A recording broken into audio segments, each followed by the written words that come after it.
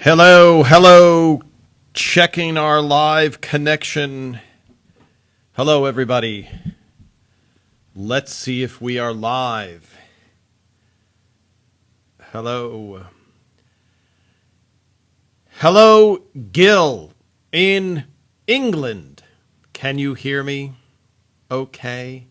It's good to see everybody on this Sunday after Thanksgiving here in the States. I am Tom Caldabiano, and we are talking Everywhere Loves Raymond, all things Everywhere Loves Raymond. And today I will be talking to Aaron Shure, who wrote the... Hello, Aaron. Can you hear me? Aaron Shure, who wrote... Let me see if I can invite Aaron. Aaron, if you can hear me. Aaron Shure, who wrote the Dancing with Debra episode, and I want to talk to him about a few other subjects today. All right, let's see if we can invite. Yeah, Aaron, there should be things should pop up to request to join live. V. Gates in Deutschland. Hello. Hello, Palm Beach Gardens, Florida. I love that. Great to see all of you. Hello, Wendell Poons, one of the funnier names. I want to know where that name came from. Did I ask already? Did I ask and you answered and I already forgot? Hello, Toronto.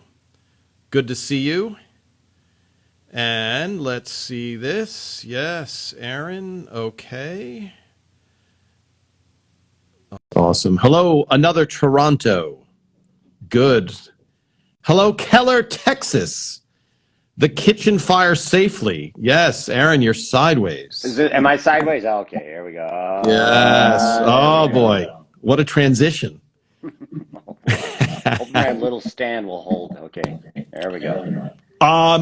As long as you don't fall, let me just move this back. As long as it doesn't fall during, Aaron, or you don't fall, I think we're fine.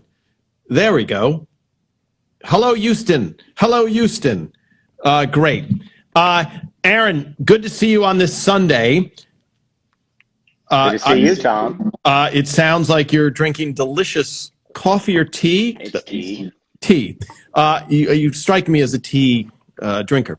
Not a teetotaler, but a tea drinker. So, Aaron, I want to talk about a bunch of subjects today. Now, I put up pictures of Dancing with Debra because that's a favorite, and I read one of the comments was that inspired her to take her husband dancing. Great. Yeah, which is great. There's random questions that I want to just go through because these fans are great. They're posting their questions through the week. Sometimes I know I'm going to answer them when I go live rather than write a long text and then one person sees it. So we'll jump around a little bit, but the Dancing with Debra, the other subject, I posted pictures of the Thanksgiving episode. Right. And Debra drops the turkey. And so there was a couple of exchanges of whether she did it in Patty Heaton did it in rehearsal and then we kept it in, or did she actually do it show night and kept it in? And so I out of curiosity, I'm like, well, let me look at the original scripts. And the table read had it as the teaser. Now, for those watching, the teaser is the beginning of the show. It kind of kicks it off. And then you go into kind of the show. And so sometimes the teaser can be cut for time, right? So we try to make them a little bit standalone, the teasers, so that they could be cut. But that's the term, the teaser. So in the teaser, it says Debra's on the phone. She's talking to her mother, and her mother's basically saying, that's my Amazon talking. The mother is saying on the phone, obviously questioning her ability to make a turkey. And while that happens, Debra drops the turkey and Ray sees it and says the line which was kept in, which is, I wondered where the flavor came from. Are you tired yet from listening, Aaron? Because I'm setting the I whole love thing. I love hearing this stuff. Yeah, yeah. Tell So, me well, more. I myself was hello, Massapequa, Long Island, Barbara. Hello, Barbara. So uh, I was wondering, okay, when did it change, et cetera? So by the shooting script, it was not only where it ended up being, but a very precise thing of she drops the turkey, then she drops it twice. She picks up, then drops it twice again. Then she slams it into the oven. So it was very precise. And somebody wrote, "Oh, that's disappointing to read." Mm-hmm. Now, I think, Aaron, because for those of you that are just joining, Aaron wrote on There Was Raymond, but he also wrote on Old Christine, which had Julie Louis-Dreyfus, and The Office, which had Steve Carell. And for those of you who don't watch those shows, very, very talented people. So the feeling from the fans of disappointment is interesting to me. Right. Because the way I interpret that is not the fans' disappointment, but this is an actor or actress who executed flawlessly, because that stage direction in the hands of a not good actor or actress is a very campy, terribly executed piece where you go, I'm not buying this at all. Right. But in the hands of Patty Heaton, you're like, I bet you she did it and she had to. I mean, there's no way that's acting. Yeah. So for you, Aaron, just talking about The Office and writing with Julie Louis-Dreyfus, the amount of ad-libbing or the amount of because The Office is a little bit different than There Was Raymond, Right. and Old Christine, which is, I think, much less ad-libbing with actors. Right. Old Christine was similar to us on Raymond in terms of we had the script and you would have maybe a second version of one or two lines, usually for your star, but we pretty much stuck to the script. Whereas on The Office, there was more, both what most people are talking about in the context you're talking about now, where the actor in the moment comes up with something. There was more of that, but not as much as you might expect, because all those actors, I mean, it's funny what you're implying there is like, it's an amazing skill to be able to say something that someone else told you to say, or that you've said for the 12th, or even, like when Ray, like I talked about last time, you and I talked about when Ray's on stage doing his act. A couple times I've been on stage with him and I thought, oh, he's forgot his next line. He forgot. Maybe I should remind him what he normally says next. And it's like, no, he's that good at making it feel real in the moment. Like he then goes, no, oh, here's another line. It has to feel fresh. So that's an extraordinary talent to be able to do that. And why diminish that? Say, oh, you're just acting, right? Like I can't. The reason I'm a writer is because I can't just act. Like I cannot. Like, I've been on stage a lot. I've done a lot of improv, which is, that's where you get rewarded for coming up with it in the moment. But the audience was very clear with me, like, do not act at all. Don't just act. Just get off the stage, be behind the camera. But we've also worked with these incredibly funny people and who could write as well as act and come up with lines. That was always frustrating when you come up with what you think is a really good line and then like Steve Carell comes up with something that's like so much better. I mean, you're grateful for that, but you're also like, oh wow, that's okay. That's what it is. Yeah. But Steve Carell didn't amount to anything, and I think that was probably a fluke. Yeah. But but they wouldn't come up with that much new stuff. But I would say The Office in general, compared to both the multi-cams like Raymond and Old Christine, the whole thing was sprung out of the real world originally, right? That was sort of the beginning of the reality format. And so it was supposed to feel found and captured in the moment. And so we would overwrite it. We would cut up to 40% of script by the time we got to air often. So whereas on Raymond, we'd have a laugh spread of up to 5 minutes sometimes, and we'd have to like pull stuff up, but we never threw pages out the way we would on The Office. So you needed to be flexible in so many different ways. For one thing, when you're losing that much stuff and losing whole scenes, you got to make sure that each scene could hold enough of the story that if it's the only moment from that part of the arc of the character, that it will explain itself. So you had to always, when you're producing it on stage, you had to make sure you didn't lose those little mile markers, because you may need, so, but sometimes for the actors, they wouldn't be like, why am I saying this again? Didn't I say it last thing? It's like, we don't know if last thing's going to be in the show. And similarly with, like with Steve Carell, just in the general idea of how flexible things were, we would sometimes write slightly competing or contradictory talking heads for him, because we weren't totally sure how we would end the episode.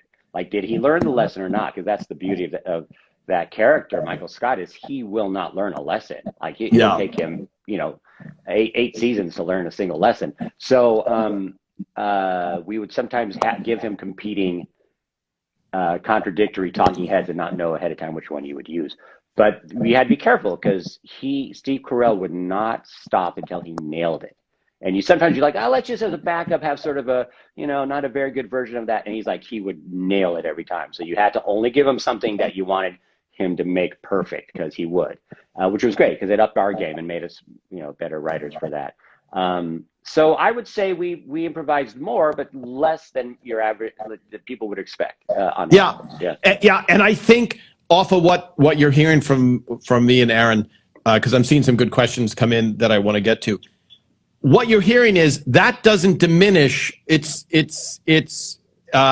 heightens how good they are, and because of the structure of a show, especially multicam, you can't ad lib. You're just not allowed to, because you throw everything off. So it's not a matter of, oh, Patty Heaton has a really funny thing.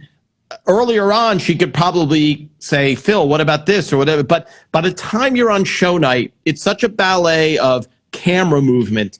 The switcher the switcher who sends the live picture to the studio audience, because that switcher has to decide between 4 shots. And so it's very precise ballet that's going on. So the moment you get into this ad-libbing thing, you're in trouble. Now, what Aaron is talking about on The Office, that's shot like a movie. There is no live audience. So they can, I'm making this up, Aaron, but you can be like, hey, let's try this. Or whatever. There's no ticking, within reason, there's no ticking clock. There's no audience going, wait, what happened? I don't even know. There's no other actor. So it's a much, much different thing. But I think, just to make it clear, we have seen bad acting. And when we see good acting, you go, oh my gosh, Patty Heaton, Brad, the whole cast just elevates this material and turns it into this comedy gold, because in the hands of a bad actor, it's the worst script you've ever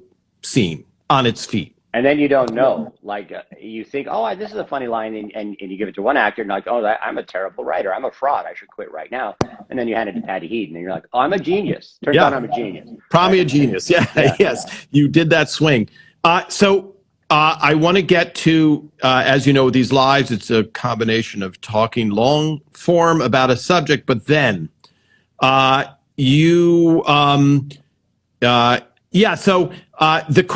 is actually a good question from Wendell Poons, who, again, it's a funny name. Yes, see, it made you laugh, Aaron.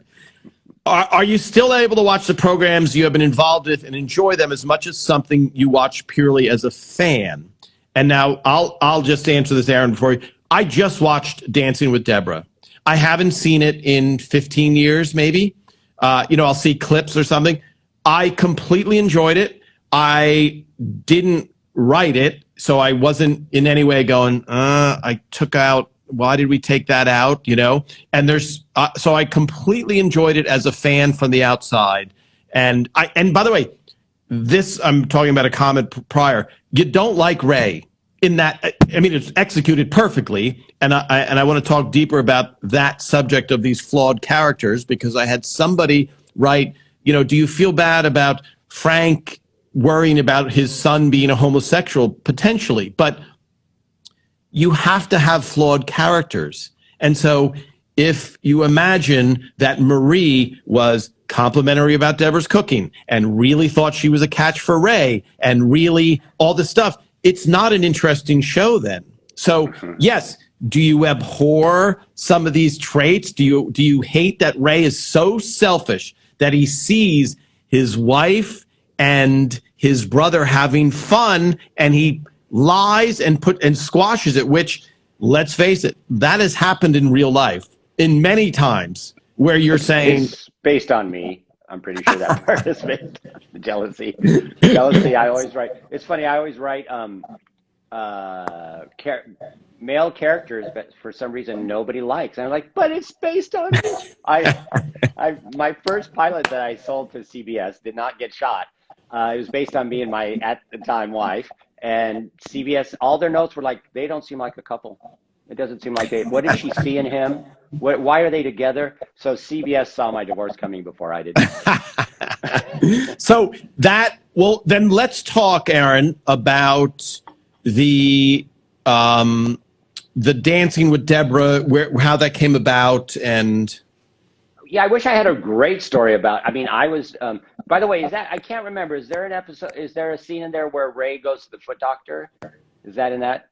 No. Co-wrote it with Scro. No, that was, so the foot doctor, I don't remember. There was a foot doctor joke in an episode that I wrote with Ray and Kevin James, where Dr. Sundram goes, how are Robert's feet? You know, Right. did they, that was an uphill battle, you know? And so, and I'm Maybe only it didn't make the cut, because I remember Steve Scrovan and I wrote Dancing with Debra. Right. And Scro was very nice, because he sort of took me under his wing and was helping me fit in better at the office. He was Phil assigned Scro to me, like, yeah, take this Aaron guy and teach him how to write. That was the first. So just so you came off of a show called George and Leo, and you were on Raymond season 3. Your first episode was Ping Pong, and then this was the second episode that you wrote with Steve Scrovan, who was an older writer who's also not on Instagram. So I can't talk to Steve with this venue, and I've tried to convince Steve, go on Instagram so I can talk to you. But the dance. So getting back to the dance, because I just want to paint the picture. The swing thing was in full rage at this point. The swing revival was in full rage. You personally like to dance. I would go dancing, and there was, I wasn't jealous of my wife for dancing as much but it came up just in general, like, can I take a dance class? And do we dance together only? And but jealousy is something I definitely know a lot about. And so that's what we went to there. Because you and I wrote the breakup tape, which is also a jealousy episode. Yes. So that just sort of became the genesis of the show, was just the fact that swing dancing was having a renaissance at the time, and the Brown Derby was open, and we would, my ex-wife and I would go a little bit, but then I'd also take classes. But I don't have a great story of, like, this. Yeah, we brought in a fight that actually happened for this one. But I do joke about the signs that I knew my divorce were coming. One was CBS telling me that this couple isn't marketable. The other one is when my ex-wife bought me a pair of dance shoes. She was like, go dance, go away, go dance. Another one was she wanted to write, and so she started writing, and she wrote a movie. I was like encouraging her, like, find your passion, yeah, right. So she wrote a movie about somebody who killed her entire family. So I realized maybe there was some resentment there for something. I don't know what. Well, Aaron, only because I know you, I'm going to bring this into it. You didn't enjoy the way your wife danced. I don't remember that. Well, yes. So because she would, and not, it's funny that, you know, Elaine on Seinfeld, they hated her dancing. But you told me. Oh, right. She would swing her arms, right? And I was afraid. Yes. Other people. Yes, I do remember that now. Yes. By the way. Okay. Just in general, because I talked to Ray the other day, and I was asking Ray about so we get all these random questions. So I'll say to Ray, do you remember? So I see Ray, let's say 3 times a week. 99% of our conversation is not about Everyone Loves Raymond. Okay. So as you know, and because I took so many photos and live in the past with these photos, am much more aware of the show than most of us. Like, you are onto this, you know, doing 19 other projects since then and all this stuff. So I go, Ray, do you remember this? He couldn't remember anything about it. And not because he's failing in his memory, but I'm like, Ray, Do you remember in that one episode you come out and the bra is stuck to your back? Do you remember, was there someone back there? Or I don't know. What was that? So I'm just asking you in general, how is your memory from those days? And Terrible, okay. especially about like the person was asking, is it, I watch the show and I'm like, oh, what happens next? Partly because when you write a show, as you know, you have to pitch so many ideas that don't get in. There's rewrites of the story or you thought the story should go this way and then the room told you it should go that way. So you did it that way and then it went another way. So there's so many versions of the show in your head. You may not have ever even seen we would often screen it, the previous episode for the live audience, but oftentimes you weren't able to watch that, or you were getting ready, or so you may not have even seen it, how it up. Right. Because you're on to the next show and you gotta come up with your next joke or you're fired, right? Yeah. And I think there's certain specific things, and that's why one of the reasons I'm doing this is collectively you're putting back together all these stories. So me remembering that your wife in real life potentially would hit people while dancing, you didn't remember that. No. And so it's just interesting because you have certain memories that are specific and certain, that are so clear. And then like I'm watching episodes and Tucker and I were talking about this.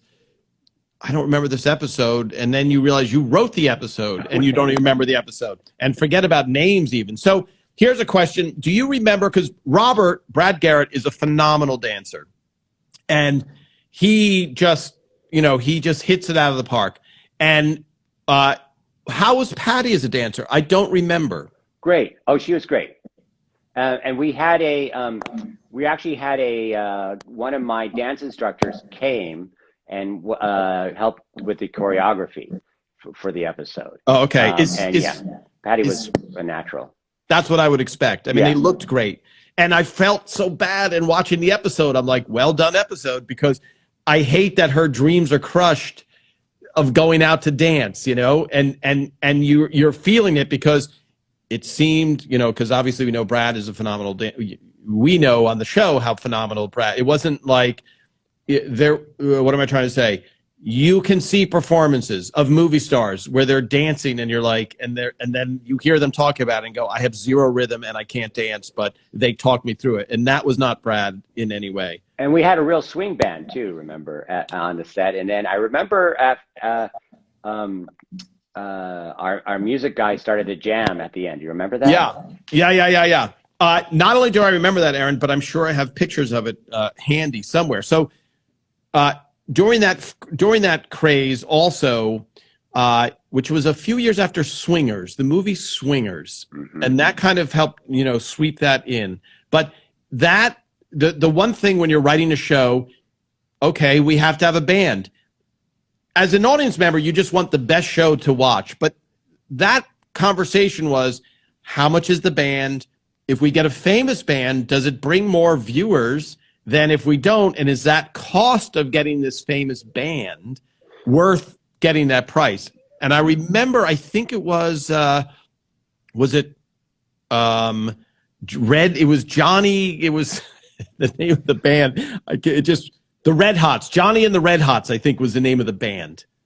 Yeah. Right? And it was great. And I'll post some of these pictures because what Aaron is mentioning, Rick Marotta, who's a famous rock drummer who wrote the Raymond music and was the music composer for all 9 seasons, he got in and jammed, and people were dancing. And Phil Rosenthal got in there, and I forget if it was it was a woman, right? And she had Phil do a flip.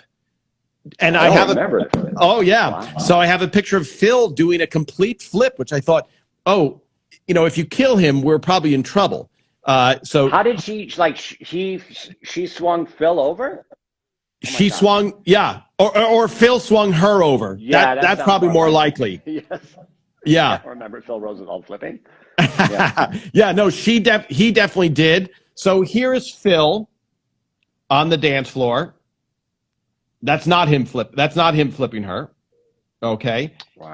And by the way, was your dance instructor on camera? I believe so. Yeah. Because there's one guy that confronts Ray during the dancing.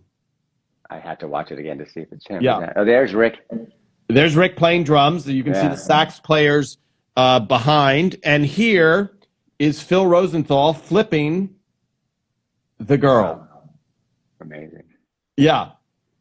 So that, and this, I think, Aaron, was after we wrapped, because we would never take that time to. And then here, Aaron, were you ever practice dancing with a resuscitation? That I did not do.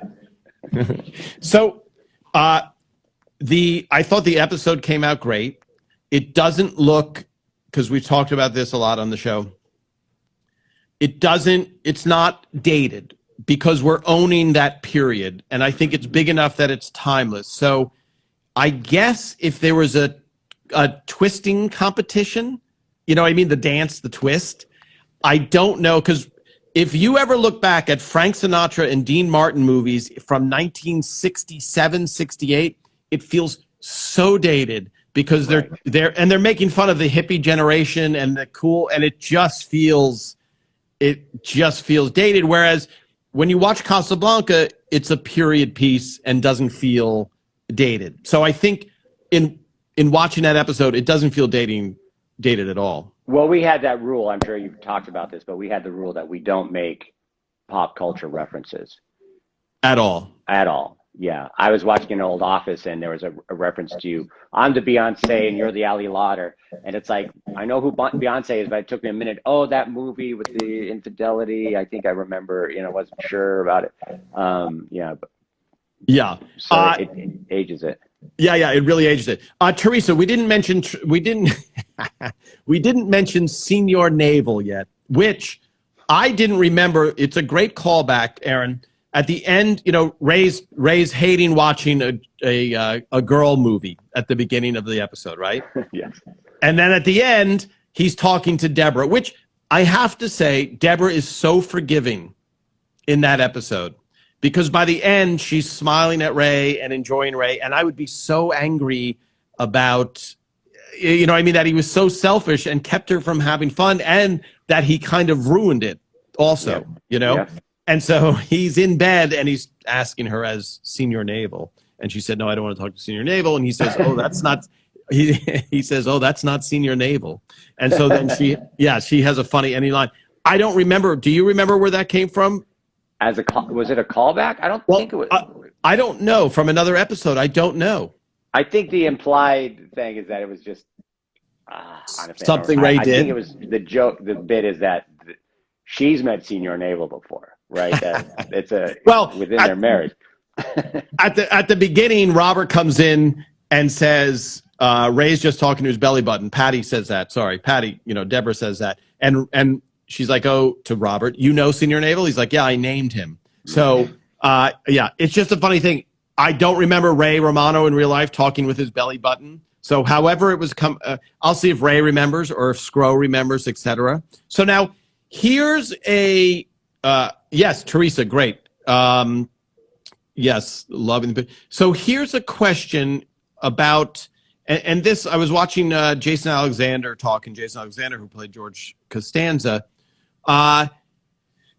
You're in that comment about Frank being like, do we feel bad that Frank was, he wasn't really homophobic. He just wasn't itching to have his son be gay, right? I would say that, because in my feeling is Frank, the character, if his son was gay, he would accept him.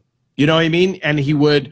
And so I think he's also looking out for, it's just the social norm of the time. And you got to assume that Frank was in the Korean War. So you have to think, and this is the bigger picture, Aaron, about a sitcom and just writing in general. You have to look at it in the period that it happened, because on a simpler, non-emotional thing, cell phones did not exist. During Seinfeld, cell phones did not exist. During Raymond, they existed, but most people didn't have them until, I was reading and it said, in the 1980s or when cell phones hit. But I don't remember anyone having a wealthy person in 1992. To me, that was such an extravagant thing, because I'm trying to think. The beginning of Raymond, Ray had a cell phone to keep in touch with his family, and that seemed so oh my gosh, in 1996, Ray has a cell phone. He's the richest man I know, and so it didn't become the norm. So if you're watching that show, if you're watching Everyone's Raymond and go, why doesn't he just call them on the cell phone? Why don't they text their kids? I don't understand. They're really not being in a judgmental way. You have to judge it in the time of what was normal. And so, Right. and I remember hearing a great thing where a parent was saying, oh, I'm going to call my kid and they're going to answer, initially when cell phone came out. And now how many parents just text with their kids? It's like we've accepted that norm. I have friends that I would talk to all the time on the phone, and now we just text, and we'll talk 3 times a year. And it's the norm now. So well, yeah, I mean, we wrote the breakup tape. It's based on an answering machine tape, which most young people don't even know that there were tapes, let alone answering machines. Well, yeah, but we would try to base characters on people we really knew. And so if we knew people who had that type of reaction, we would write about it, not saying this is great, but you gotta live with your parents. And sometimes your parents have outdated ideas. So how do you got to tell that story? That doesn't mean you endorse those outdated ideas. Well, I think wrong ideas. It's not just outdated, but wrong ideas. Yeah. Well, and I think, and you have to, in any good script, you have to hear both sides of the argument. And if you make a character single-minded or not multidimensional, it becomes boring. So if you just, if you just are good and evil, it's not really a choice, because we all know evil. We know it helps if there's this total dilemma of them, being tortured by something,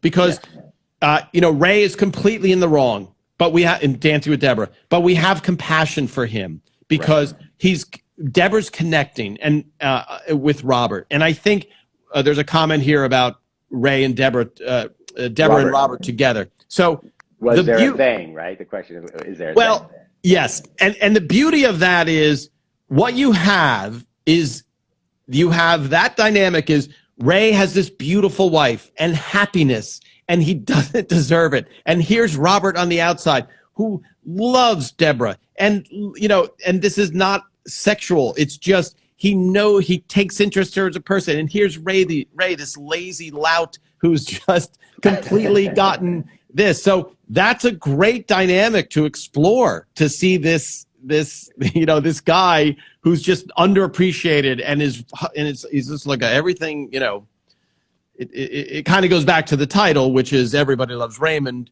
which happened in real life when Ray's brother in real life, Ray's policeman brother, saw a Cable Ace Award that Ray won, and he picked it up and he looked at it and he goes, Everybody Loves Raymond. and it's like, boy, and he was saying, people shoot at me, and, Ray goes to work, tells a joke, a few jokes. Here, Aaron, these are great. This is great to have you also, because, the use of purple. This is so interesting. Was the use of purple in set design and costume planned in pre-production? Go ahead, Aaron, because I have no idea. Okay, so my answer is I have no idea. So when I talk to the wardrobe people, so here's how the structure would happen. You write the script. Phil is the captain of the ship. So everything is underneath Phil. So on the level of importance, every department head makes the decisions of importance. So the wardrobe department gets the script and they go, okay, Debra is in this episode, she's harried, she's this, she does this. Okay, 5 people are on camera at the same time. We have to have different colors, etc.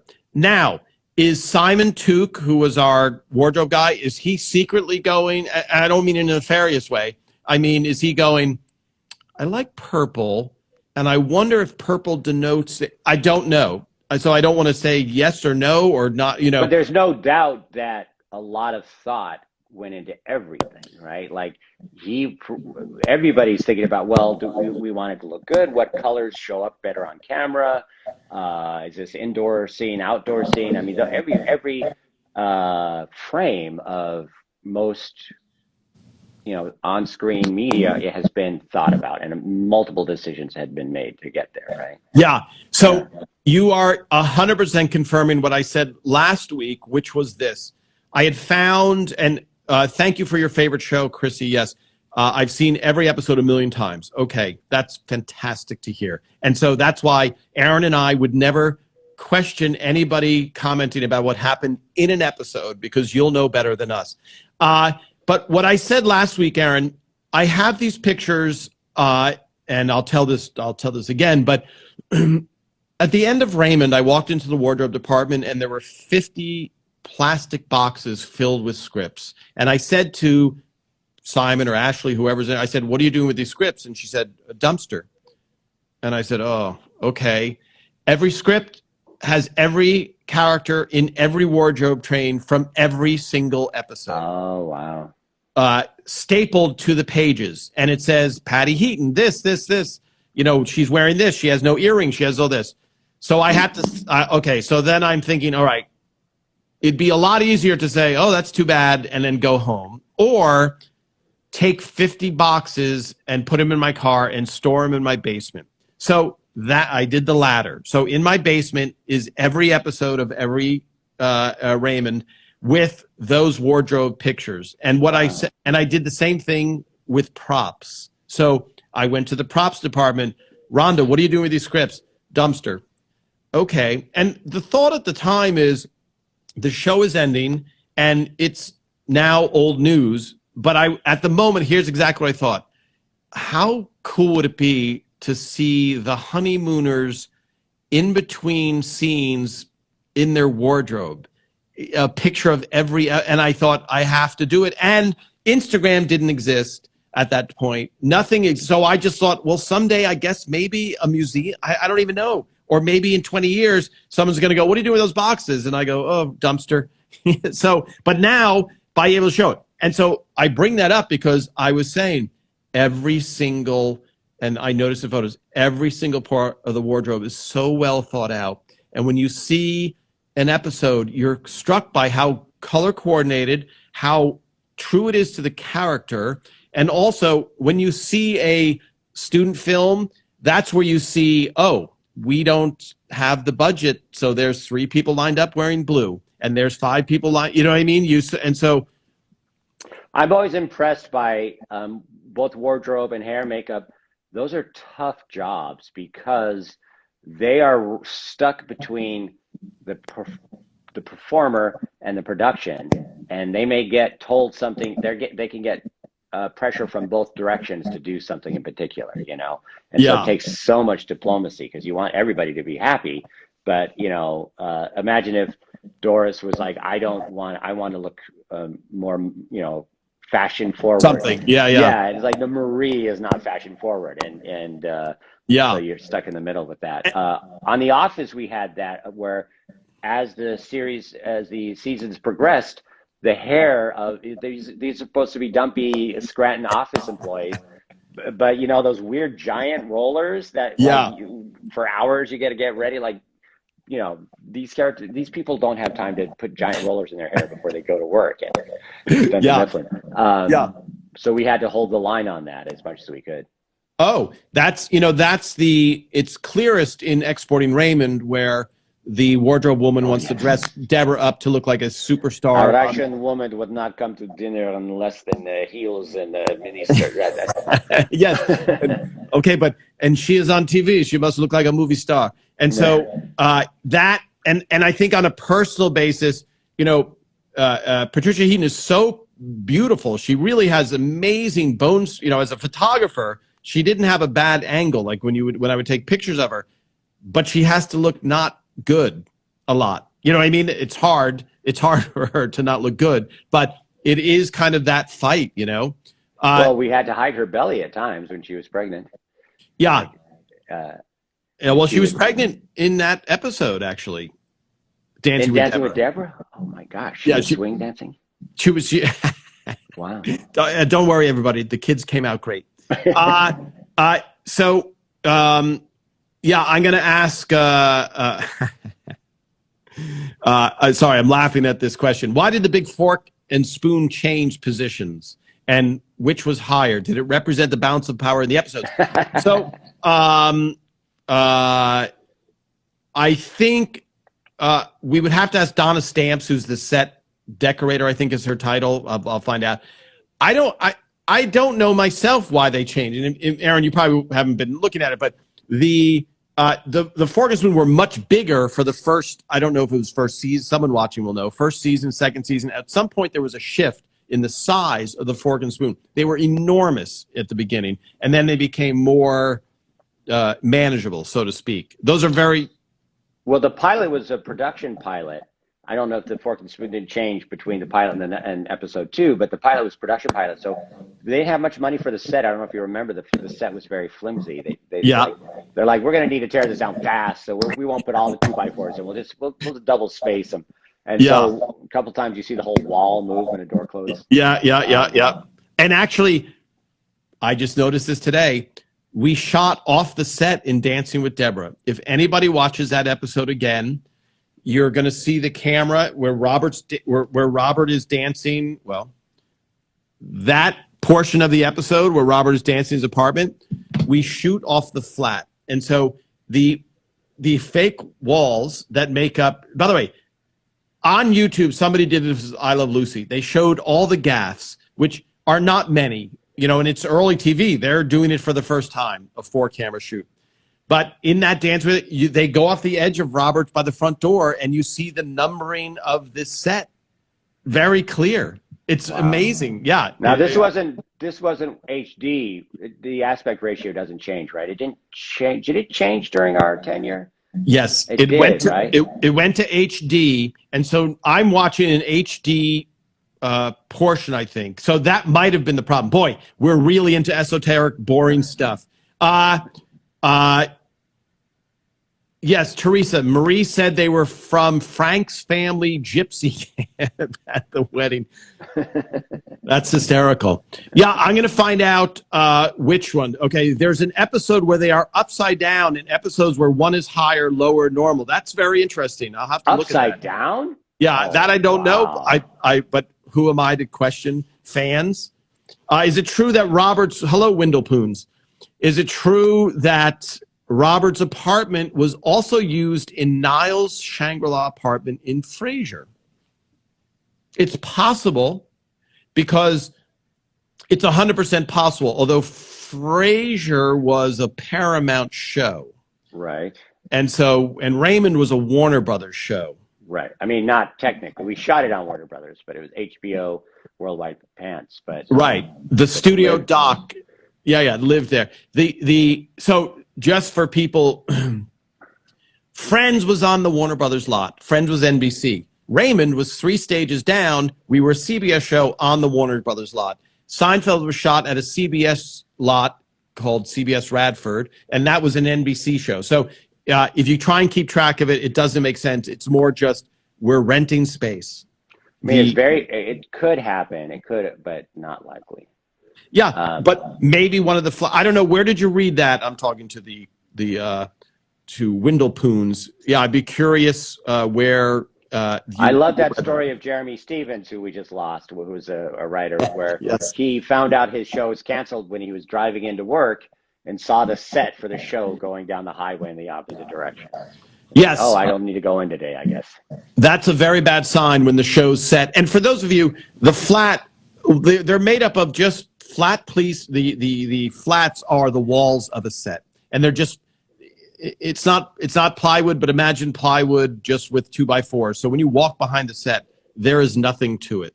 And someday, did you ever sneak onto the ER set? It was closed. Yes. Yeah, I didn't. You're suddenly in a hospital. So ER with George Clooney, who would play basketball behind our stage. ER was next to our stage. So we were stage 5, and ER was stage, I want to say 11. And when you walked onto what Aaron is talking about, when you walked onto the ER set, because it's single camera, because there is no audience, you were walking into a hospital. So you were completely, there was no, I mean, yes, there is behind it, but when you're in the set, you are in a hospital. And when I went to the office too, it's kind of like that in the main set of the office, the reception area. Mm-hmm. Right, you can shoot. Yeah, the bullpen. You can shoot 360 in The Office. And for those of you that haven't watched the American version of The Office, Ray did a guest spot on The Office. So I went with Ray, and Aaron Shure, who we're talking to, writer on Raymond and many other shows, was there. So I was able to hang out. I don't even know how much I saw you that day, Aaron. A little bit? I'm not sure we hung out. Yeah, that. But I saw you another time and took pictures. Yep, So maybe it was, yeah. So, and that shot at a sound stage in the middle of nowhere, not on a lot. It was a lot with 2 stages, basically. Which what was the reason? For not being on a lot?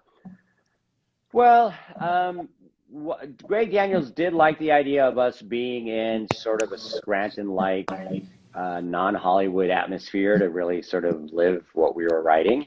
And our actual writing offices, we would use those to shoot out of, sometimes down into the parking lot. And where we parked our cars is where the Dunder Mifflin employees would park their cars. And so we were kind of living in it. And also, I think it was nice to live. We owned, we were the whole lot. 2 stages, we were everything. And so for anyone who's had a chance to tour a Hollywood studio, if you go to Warner Brothers, Universal, Paramount, Universal is a gigantic lot. Warner Brothers also a big lot, and Paramount. Where they shot The Office it looks like an industrial center, and there's 2 buildings. There's nothing. There was Hollywood. A car impound lot where you could go buy impounded cars. They had auctions, and then right next to that was us. Yeah. Oh, this is great. Yeah. I meant to compliment you on your new car when you were working there, Aaron, but it wasn't. Yeah, no, I just got it cheap. So someone just asked, and I don't know if I want to talk about it now. I want to talk about it, but I don't want to take time with you, Aaron. Did we ever bump into the Friends cast? So I will tell you a story of Ray and I next time. Ray and I visiting the Friends set. And I'd love to hear it. Well, I'm just looking at the time, and I want to get to more stuff. But this is unique, people. The Warner Brothers had a gym. And so if you worked out in the Warner Brothers gym, it's probably the safest gym for a celebrity, because to get onto the Warner Brothers lot, there's a pass, your picture comes up. It's very secure. I mean, yes, could you try and sneak someone in on yes, could you? But for the most part, versus going to a gym. So I would work out at the gym. One time I remember I was doing sit-ups next to Brooke Shields. She wasn't there when I started, but when I stopped and looked, she was doing. And then Jennifer Aniston used to always take the last treadmill. And so I was always in this corner by this one area of the gym. And so she was always there. And this was, I think this was before she started dating Brad Pitt. So I thought, okay, I could have a chance dating her. But yeah. But did she wipe down her treadmill when she was done? Was she? I don't remember. I was going to say something, but I don't remember. By the way, now this is interesting. There's actually a website that chronicles the position of the fork and spoon. I'll message you. That would be. Oh my gosh! Hilarious. Yes, that would be fantastic. Aaron, I saw somebody recently who we both know who was worked at CBS in the comedy department, high up, and she was saying, there's nobody cares so much about not in a mean way, but she was just saying, look, it's so long ago, and to some degree I agree, but in a different way, you look at these fan pages, and that's what Instagram affords you, and this whole thing is that around the world, people get, this access. I'm going to compliment you now, Aaron. People would kill who want to get into the business to be like, we're going to give you an hour with Aaron Shure, who's won a bunch of Emmys, who's worked on a bunch of shows. He's writing now with Norman Lear. He worked with and so that's the beauty of this. And so if you're in the industry and working and trying to put stuff forth, Ever's Raymond is an ancient show. If you're online and you're following the fan sites, here's the shows that are hot. I Love Lucy, Seinfeld, you know, Friends. Friends is eternally, you know, the following on Friends is astounding still. And I don't think that will ever die out. And, you know, to some degree, Everett Raymond, which has a different market, you know, so it's just interesting that, yes, in the industry, if you're just trying to pitch stuff, that's ancient news, you know, Right. And even you, Aaron, because you're developing a thing with Norman Lear. Well, Norman Lear has been, you know, Norman Lear flew missions in World War II, right? He's seen the passage of every type of entertainment, All in the Family, et cetera. But he's also producing One Day at a Time now. He's also doing, you know, I mean, there's a lot of, and I think there's just a lot to be learned from studying these classic shows, right? Absolutely. And if you watch like the beginning of Get Smart, it's one of the most, it's just a brilliant show. And at some point, Buck Henry left, who was, you know, Buck Henry and Mel Brooks wrote and they changed completely. They had Get Smart getting married. They completed all this stuff. And Buck Henry saying, I never would have done that. And the show was not as good. I'm going to be kind afterwards. Yes. The Friends. Yeah. So the Ray story is just too long for this visit to tell. And I don't want to build it up too much. Aaron, have you read Norman Lear's autobiography? I haven't. I should read it. Then I can ask him specific questions. Yes, you should. You should. I hopefully he's not watching. By the way, you know what's funny? Ray did a promo for One Day at a Time with Norman Lear, and it was a very funny thing. But I said to Ray, I go, Ray, it doesn't. Here's one of the reasons it doesn't work as well as it should. Nobody knows that Norman Lear at 97 is the sharpest guy in the room still. He's so smart. He's so with it. You know, you think of 97 is fairly old, Aaron, and he is so sharp that he like doesn't suffer fool. Like he's, you know, you better be on your toes. And so Ray is doing a promotion, and it's a miscommunication thing. And I said, you're taken away, and it seems like Norman didn't hear what Ray said, because Ray said, I was on CBS, yeah. On Monday night. Oh, when? What? And I go, oh, it's very funny knowing Norman, because Norman knows everything. Yeah, I laughed. So other people are like, oh, Norman just didn't know. But like, yeah, they said, well, I saw a comment that said awkward, you know. Yes. Okay. Sorry, I'm scrolling through this. So read the autobiography. True. Thank you. A lot of compliments. Yeah. It's embarrassing. Yeah. So just, by the way, just getting back to the Friends, the Ray story is just, it's not that great. It's just long, but the Friends cast were like the Beatles. And there was one time when I knew the head of security from Warner Brothers, and so we were friendly, and I had my friend's girlfriend was visiting from out of town, and could they see the Friends? I said, well, you can't just see the Friends. I said, so I talked to the head of security. I go, is there any way we can just sit in a golf cart 50 yards away and watch them go to their cars? And he said, okay, yeah, I think so. So we got a golf cart, and I think it was 3 girls and me in this golf cart. And we're sitting there for a few minutes, and then he came out and he said, you can't, there's a second thought, Tom, about you guys seeing there. I'm a producer on a show on the lot, and we're 50 yards away. The Friends, you know, they didn't just wander around. Now, you worked with Matthew Perry on The Odd Couple, right? The remake of The Odd Couple. Yeah. Okay, so I completely forgot that, Aaron. That's so, because Friends were like the Beatles, just, you know, they had such tight security. If you were on the Warner Brothers lot and you wandered onto Friends stage, you would be swarmed immediately. If you wandered onto the Everett Raymond stage, they'd say, who do you want to meet? You want to meet Ray? Yeah. You want to meet, you know, like, you want to be in the show? It was a completely different feeling. Yeah, we used to walk by the Friends stage to get to our stage, just on the outside walking down the street. And there'd be like young people and music, and it sounded like a party in there. And then we were headed to our, you know, forever on the air family show with good, solid family values. Yeah. That's true. These names, making things with sticks and strings wrote. My dad was with NBC his entire career, started with Milton Berle, your show or shows. He was handpicked by by Jack Parr, and then Johnny did the home show. I assume that means the whole show, Tonight Show, producer director. I love all your stories about the show and talent. Okay, great. Oh, the experience. Oh, great. So, oh, that's awesome. Yes. It's funny because people of a certain age, of course, Jack Parr is legendary, but people don't even know Johnny Carson, of the younger set, Meg. Hello, Meg. Friends in ELR, the reason I went to study acting at university. Now, Meg, that tells me you're from England or somewhere else, because we wouldn't say at university in America. Not that it's wrong, it's just we say it differently. That's great to hear, Meg. What are you studying? How's it going?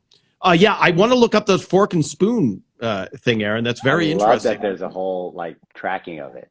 Yes. Well, as the time goes on, I think there's more. As you watch it, there's more, and that's why.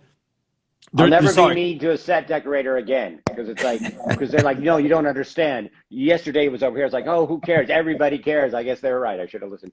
I apologize. Aaron, it's funny that you make that joke, because we used to talk in Raymond, if something was something in the set or something, we wouldn't diminish it, but we'd say, listen, if this episode is so boring that people are looking at the fork and spoon on the wall, we have a terrible show. We're doing a terrible job. Who cares whose family priest it was? Does that really matter?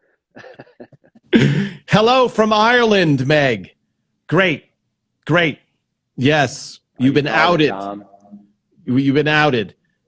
You graduated and currently acting in Scotland. Oh, nice. Yes, I spent 30 days at the Fringe Festival in Scotland a few years back. Good luck, Meg. Acting is not an easy job. Get used to rejection, because it's the biggest part. And I think, Aaron, for people watching who want to break into the business, writing, acting, anything, handling rejection, because if you're an artist, you're sensitive, is such a big part of it. So you and I know from stand-up, I want to do stand-up. You hear that? I want to do stand-up from people. It's like the first 2 years, okay, then be able to be humiliated and tortured and feel terrible for a few years. If you can get past that, then you can. So it's not just the talent portion. It's also do you have a stomach? Also, now on the internet, this is a very friendly audience. The amount of mean comments that you're opening yourself up to is astronomical. And so you can't be sensitive to those. You have to be able to write them off. And it's tough, because you're worried that maybe there is a grain of truth there, that this is the worst show ever written. My advice is build a raft of friends that you're all don't make your life dependent on whether or not somebody from on high reaches down and pulls you up. Have friends you're all about at the same level, and nurture those relationships, and that raft will rise together. And also it makes it less desperate whether or not you get to the next level, and you're able to just enjoy where you are, which is very important. So that's my advice.